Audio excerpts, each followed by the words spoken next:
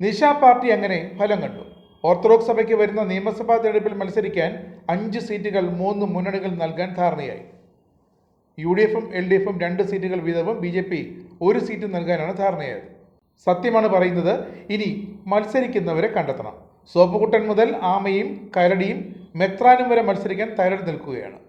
തലസ്ഥാന നഗരിലെ 5 സ്റ്റാർ ഹോട്ടലിൽ നിശ party നടത്തിയാലെന്താ? Seat ഉറപ്പിച്ചില്ലേ? ലക്ഷങ്ങൾ മുടക്കിയതിന് ഫലമുണ്ടായില്ലേ? വിമർശകർക്ക് എന്തും പറയാം. ഒരു സീറ്റ് കിട്ടാൻ എന്ത് പ്രയാസമാണ്? എല്ലാ രാഷ്ട്രീയ പാർട്ടികളെയും വിളിച്ചുകൂട്ടി ഇങ്ങനെയൊരു നിശ പാർട്ടി നടത്തിയത് കൊണ്ടാണ് സീറ്റ് ഉറപ്പിക്കാൻ പറ്റിയത്. 300 പേർക്ക് നിശ പാർട്ടി ഒരുക്കിയെങ്കിലും അതിൽ പകുതിയോളം പേരെ വന്നുള്ളൂ. പക്ഷേ തീറ്റയെടുക്കാൻ 75 പേരെ ഉണ്ടായിരുന്നുള്ളൂ. വന്ന പലരും തീറ്റയെടുക്കാതെ സ്ഥലം കാലിയാക്കുകയായിരുന്നു. ഒടുവിൽ അധികം വന്ന ഭക്ഷണം മുഴുവൻ ആയൂരിലേക്കും അഞ്ചലിലേക്കും കഴക്കൂട്ടത്തേക്കും തിരുവല്ലയിലേക്കും മാവേലിക്കരയിലേക്കും പാഴ്സലായി പോയി. ഒന്നും അധികം വന്നില്ല. ഒടുവിൽ പാഴ്സലിന് വരെ പിടിച്ചു പറയായിരുന്നു. പാഴ്സൽ കൊണ്ടുപോയവരൊക്കെ ഒരാഴ്ചത്തെ തീറ്റ കുശാൽ. പട്ടിണിപ്പാവങ്ങളുടെ നേർച്ച പണത്തിന് ഇത്രയും രുചിയുണ്ടായിരുന്നോ എന്നാണ് ആയൂരിൽ നിന്നും കഴക്കൂട്ടത്തേക്ക് ഒരു കരക്കമ്പി കേട്ടത്.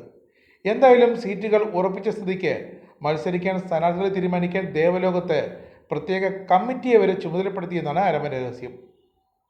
സോപ്പുകുട്ടനും ആമയും കരടിയും ഉറപ്പായി മത്സരിക്കും. ബാക്കി 2 പേരെ കണ്ടെത്തണം. സോപ്പുകുട്ടൻ തിരുവല്ലയിലോ റാന്നിയിലോ ആറന്മുളയിലോ മത്സരിക്കാനാണ് ശ്രമിക്കുന്നത്. ആമയ്ക്കും കരടിക്കും എവിടെ മത്സരിച്ചാലും മതി, ജയിക്കണമെന്നില്ല. കാശ് മാത്രം മതി. മത്സരിക്കുമ്പോൾ കിട്ടുന്ന പണത്തിലാണ് അവർക്ക് നോട്ടം. സോപ്പുകുട്ടൻ സ്വപ്നം കാണുന്നത് മന്ത്രി കസേരയും കൊടിവെച്ച കാറുമാണ്. സ്വപ്നം കാണുന്നതിന് സോപ്പുകുട്ടന് വേണ്ടി ചിലവൊന്നുമില്ലല്ലോ.